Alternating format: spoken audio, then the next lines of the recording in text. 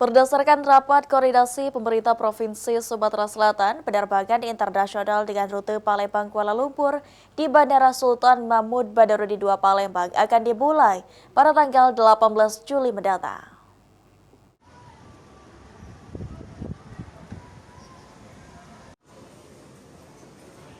Setelah sempat terhenti akibat pandemi dan sejumlah penyesuaian kebijakan penerbangan, Bandara Sultan Mahmud Badarudin II Palembang akan kembali melayani rute penerbangan internasional. PLT Kepala Dinas Kebudayaan dan Pariwisata Sumatera Selatan Panji Jayanto mengatakan rapat ini sebagai langkah menyambut penerbangan internasional yang dilaksanakan pada tanggal 18 Juli mendatang dengan rute penerbangan Palembang Kuala Lumpur menggunakan maskapai Air Asia. Menurutnya, hingga saat ini jumlah penumpang yang akan menggunakan penerbangan tersebut berjumlah 117 penumpang tujuan Palembang, sementara keberangkatan berjumlah 168 penumpang dari total 180 kursi yang tersedia.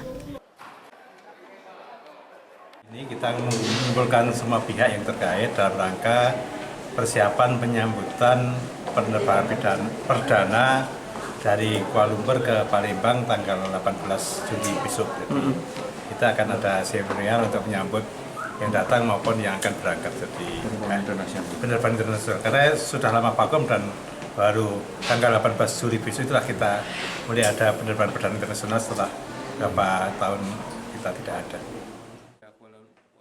Sementara itu, Kepala Dinas Perhubungan Sumatera Selatan, Ari Narsa mengatakan beragam persiapan teknis sudah dilakukan. Kuala Lumpur Palembang juga ada penerbangan Singapura Palembang dalam waktu dekat.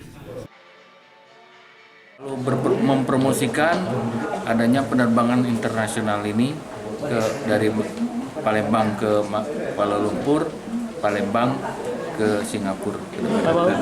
Sementara rutenya berdua itu Pak ya? Iya, sementara itu. Nah, tapi tetap kita terus dorong ke penerbangan internasional ke lain-lainnya. Mungkin Pak yang kita dorong ke negara mana Pak selain dari dua negara tersebut? Yang jelas negara Asia kan. Amatnya.